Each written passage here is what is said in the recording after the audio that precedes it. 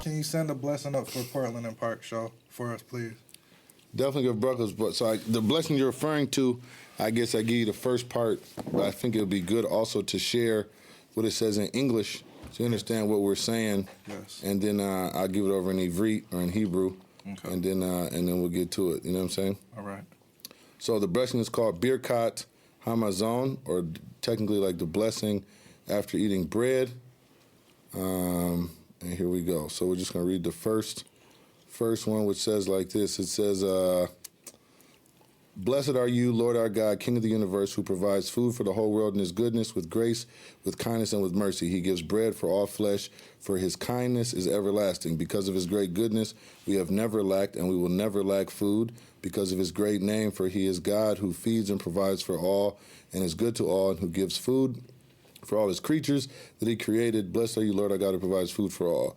So it'd be like, Baruch atah Hashem Elokeinu melech haolam, hazan ech haolam kolo b'tevo b'chem b'chesed v'rachamim, hu noten lechem l'chol basar ki le'olam hasdo, uvtuvo hagadol, tami lo hasar lanu v'yo yaksar lanu ma'azon le'olam va'ed, ba'avur shemo hagadol ki hu el zenu farnish lakol, umetiv lachol mechim mazon lechol briotav asher bara, poteke yodecha, u'misbih lechol chai ratzon, Baruch atah Hashem hazan et hakol. Amen. Bing, bing, bing, man. Amen. Blessing. Appreciate it. Man. Shalom. Dope. All right, now we can start the show. Yo, once again. We're back on Portland and Park. We are back. I go by the International Rude Boy AP, and I'm here with my partner. My name is Jump Shot the Jones. 2K.jumpshot if you're looking on Instagram, but I'm Jump Shot the Jones on all platforms. If you're looking for me on X, Y, or Z, I'm going to be there. You hear me? Man. Turn that up. Yes, sir. And I guess, you know what I'm saying, go ahead and introduce yourselves, you know. Start with Paris the barber, barbershop 21. You looking for a fade, looking to get fresh on the man, y'all need to come see. Yes, sir. I'm Arthur L.A. Buckner, Northside Zone. I'm a musician, producer, artist.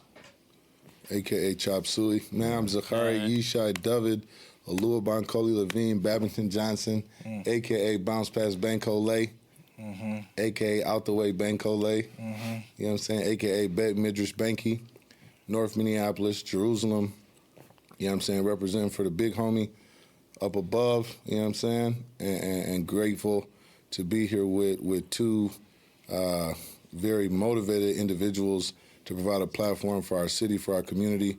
And so to me, it was important to lend my time and my resources to be a part of that and to just give y'all's flowers for trying to do something to lift up the people. Thank you, man. Thanks, Appreciate thank you, that, man. man. Big up to you, man.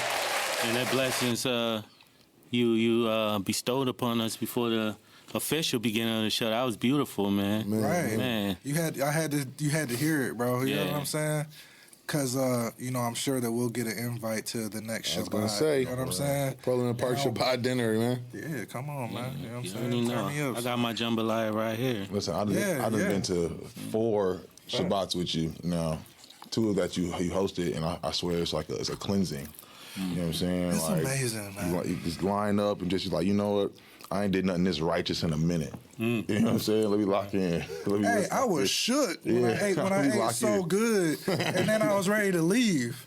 Oh, yeah. I was ready. I had just put my coat on, and I was on my way out the door. He was like, hold on. He's like, I got something you got to read first. Yeah. You know what I'm saying? Yeah. And he had everybody that was there read a piece of it, actually.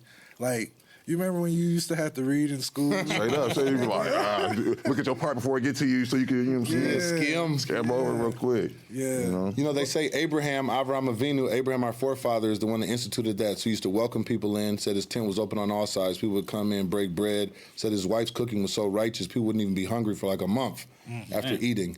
But then when they tried to leave, he'd say, hey, now you just got to bless God. Right. And they'd be like, no, I ain't signed up for all that. Man, I'm out of here. He's like, okay, cool. Then I need $10,000. Right.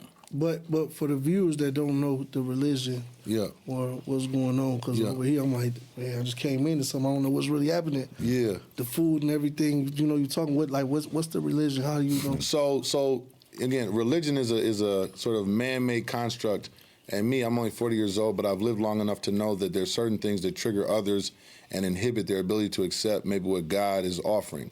So the religion, some people call it construct, Judaism or Torah observance.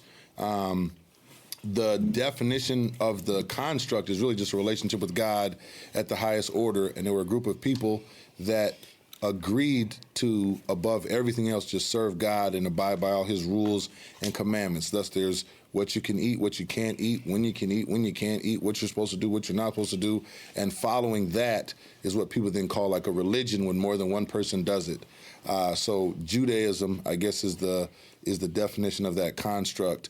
I also know that as a people that are, especially for melanated people, there's a certain disparity between feeling like there's access to connect to God without feeling it's through a construct that came from a colonial superpower.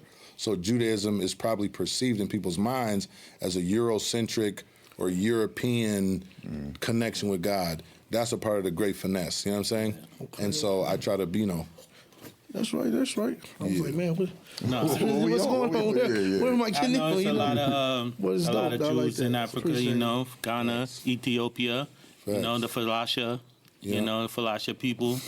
And I don't know, I seen some really, really old footage of Jerusalem that was going around social media. Yeah. And there was a lot of people that look like us in those. I mean, that's what the sun does to you, you know. So it's like, you know what I mean? So, so Pete, tell us a little bit about yourself, Tell a little bit about your background. What part of the city you from? You are Minneapolis. North Minneapolis. Oh man, that's beautiful. He hit one of the buttons for him. A whole lot of north side shit going on. A whole lot of north side shit. Hey, look, it's crazy. Right as he said that, I looked over at this nigga right here. Lit up. Look at his tattoo on his wrist. North side for life, no free lunches, never forget loyalty, man. Pissing me off. In your peripheral, just making sure you can see it out the corner of your eye. Go ahead, Pete. That's right. No, you just see the same thing, just going into a rough background, but overcame a lot. Did prison time. Came home and stuck to my goals. Yeah. You know what I mean? Went and got custody of one of my children. So that motivated me to, just like, I ain't going back. Yeah, I love that. You know what I mean? So even though sometimes I did want to take the wrong turn, I'm like, damn, who gonna be here for Shorty? Right. So then, I got my barber license and the joint, and I stayed focused. Even though, sometimes, you like, man, I want to go to this bathroom, beat his ass, but I got this program I'm doing right now. So I completed that, came home, worked at the Mall of America for 3 years, and got my own shop. And didn't give up on it. Beautiful, man. Where's the shop at? Hopkins. Barbershop 21. Yeah. You got Taylor. You got, I just hired somebody else. Damn, I almost forgot. It was today, too. Okay. Oh, man. It's all good, man. He gonna kick my ass. I got, he want his name shouted out. I got to. It's only right. It's only right. Look at your phone, dog. Man, damn. He gonna kick my ass. I was going to say, as you're looking for that name, Hopkins low-key like a north side suburb, too. So, I appreciate that because you just... They just started it, though. They just... we really trying to shine a light on the north side. It's a north side. Hopkins a north side suburb. Because look at the people there. You know what I'm saying? Like, it's an embassy. Like, it's an aggregation of the folks. You know what I'm saying? She nice with the customer just today. In Hollywood, too? You got Hollywood. Damn, man, they gonna kick my ass. Hold on. I might have to call. Barbershop 21. What is your name again? So tell us a little bit about your music, man. How you get started in music, and are you on a spiritual journey with the music as well? You're not going to say #1 jazz album on iTunes or none of that, so we just got to throw that stuff out. Good. Sorry. Yeah, I started in church, in the Black Gospel Church. All right. Which is like one of the coldest schools of music and instruments in the world, But my story is not